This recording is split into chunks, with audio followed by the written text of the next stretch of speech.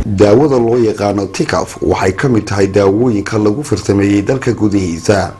waxaanay ka kooban tahay noocyo ka mid ah kiimikada waxaana ku guuleystay aqoon-yahan Maxamed Jaamac Roble oo ka mid ah saraakiisha sare ee wasaaradda waxbarashada sanadkii 1998 waxaana wasaaradda caafimaadka ee Somaliland xilligaasi ay u ogolaatay dalka in laga isticmaalo daawadan kadib markii laga qaaday tijaabooyin kala duwan.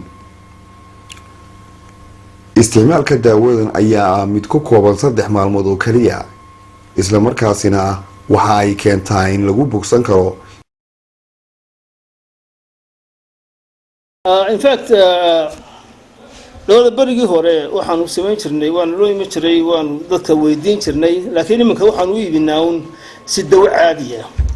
oo in fact kuma tala galin xilligan inay la soo gaadho inaan bar hore u wareejiyaa baan ugu tala galay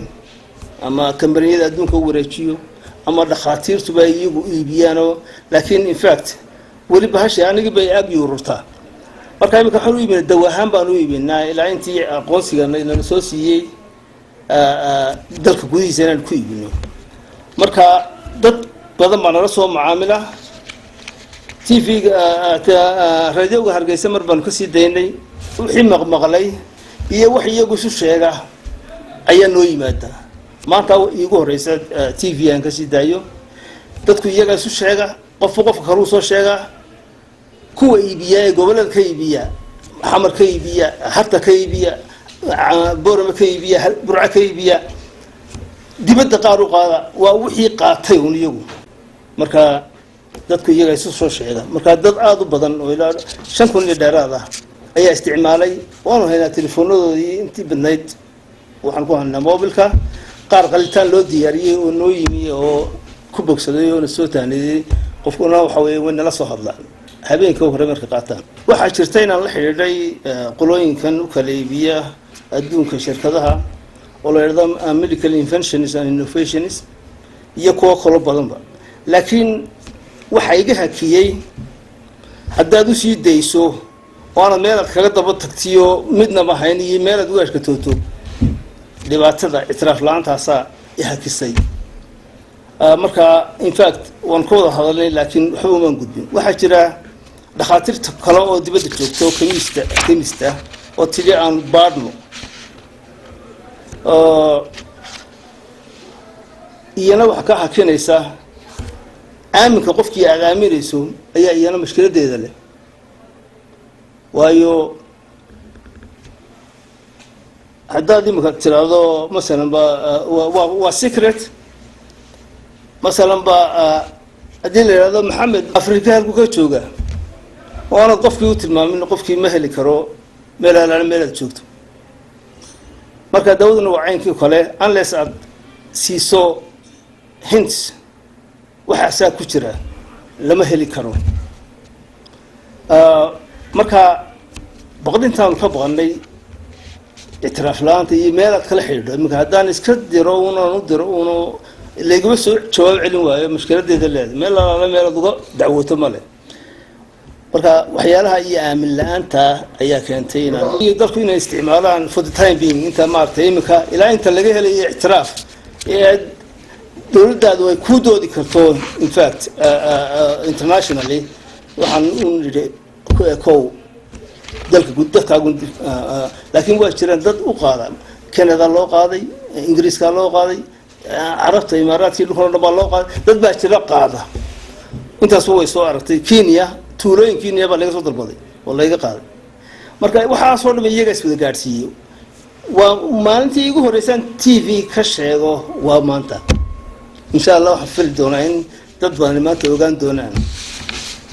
jira u badan TV-ga qaranka iyo idaacadaba rag badan oo madaxwaansi oo bogsaday iyagu dhiig u daayo. daawada loo yaqaano tikaf waxay ka mid tahay daawooyinka lagu farsameeyay dalka gudihiisa waxaanay ka kooban tahay noocyo ka mid ah kiimikada waxaana ku guuleystay aqoon-yahan Maxamed Jaamac Roble oo ka mid ah saraakiisha sare ee wasaaradda waxbarashada sanadkii 1998 waxaana wasaaradda caafimaadka ee Somaliland xilligaasi ay u ogolaatay dalka in laga isticmaalo daawadan kadib markii laga qaaday tijaabooyin kala duwan. isticmaalka daawadan ayaa mid ku kooban 3 maalmood oo kaliya isla markaasina waxa ay keentaa in lagu bogsan karo meeshana ay ka saarto cudurka bawaasiirta. wasaaradda caafimaadka waxaa jirta in loo diray daawadan World Health Organization oo loo diray waxa uu diray Xasan Ismaaciil Yuusuf wasiirkii caafimaadka ahaan jiray hore. waxa kaloo jira in xilligii uu joogay agaasimaha guud Axmed Cabdi iyo Usmaan Qaasim Qodax in iyana aan saambullo lama hayo qalabkii lagu baadhi lahaa haddii la baadhi lahaa. in fact waana siro annama gudbin karo ilaa ay wax cad noqdaan hintska ama waxyaalaha ku jira wax ka mid ah active ingredients-ka wax la yiraahdo. marka waxaan siiyay 10 sample baan siiyay 10kii sample bay u qaybiyeen dad xanuunsanayo ka cabanaya cudurka bawaasiirta. then feedback ba heleen in sidii aan sheegay bahashaasu ay la tegayso oo daweysay waxa dibadda sameeyeen waraaqaha halka ku yaala oo ogolaanshiyaha bay sameeyeen. waxay sameeyeen liisankii oo aan ku iibinayo dawada gudaha oo Bahadon Corporation Chemical Laboratory weeyaan meesheedu. labaduba waraaqahooda ku yaaleen tii caafimaadka ee liisankana way ku taala halkan ka heli doontaan.